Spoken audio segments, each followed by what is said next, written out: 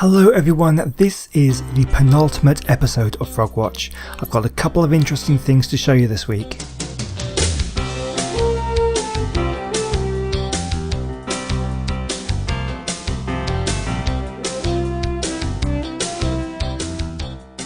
So last week I explained that as the frogs were getting bigger, I ordered them larger crickets for them to eat. This week I ordered another box, as they'd eaten all the others. But in the delivery I got this week, there are some crickets that are just a little bit too big. Let's take a look.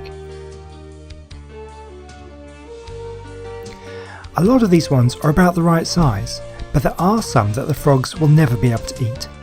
I actually managed to get a little bit of footage of one of the crickets molting. You can see here that it is crawling out of its old exoskeleton. It will be pale and soft for a while, which allows it some time to grow before the exoskeleton hardens, and will also darken as it hardens. But it's still smaller than some of the biggest in the box. If I cut the music for a moment, listen to this one. It is a male that has developed its wings, and you can see him rub them together and singing. I think it's quite a pleasant sound.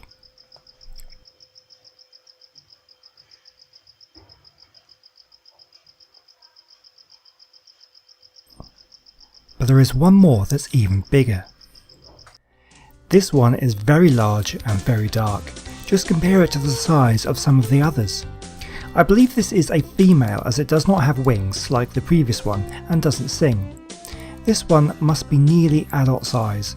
Banjo crickets are smaller than some of the other crickets and locusts available in the pet trade, but still much too big for my frogs. It's probably the same size as they are. So next week will be the final episode of this year's series, and I will be releasing all my frogs back into the pond. At this stage I'm really struggling to bring you new content, as the frogs aren't changing much in the space of a week and I haven't spotted anything new or interesting out in the pond. But even at this late stage I can still be surprised by what I see in the tank. I managed to spot this wriggly red worm-like thing. I'm unsure about what it actually is, but my best guess is that it's a Tubifex worm. Tubifex are annelids, part of a large subgroup which includes many terrestrial and freshwater species, including the earthworm. These worms live in mud and sediment at the bottom of ponds and rivers and eat detritus and bacteria, and they can tolerate quite high levels of pollution.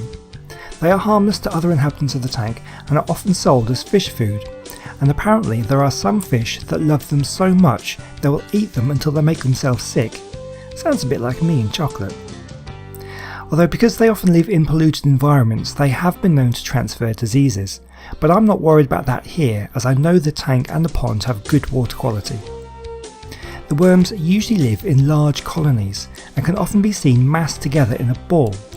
These balls can seem like some alien creature, as when one worm contracts it causes them all to react, making it look as if the ball is one living creature. Okay, well that is all for this week. Thank you for watching. Make sure you come back next Sunday for the final episode in this series, when I'll be releasing the frogs back into the pond. It will be a sad day, but also a happy one, as the frogs are returned to their natural habitat. You don't want to miss that. So please leave a like, and if you have any comments or questions then leave them down below too. And I hope to see you next time for more Frog Watch.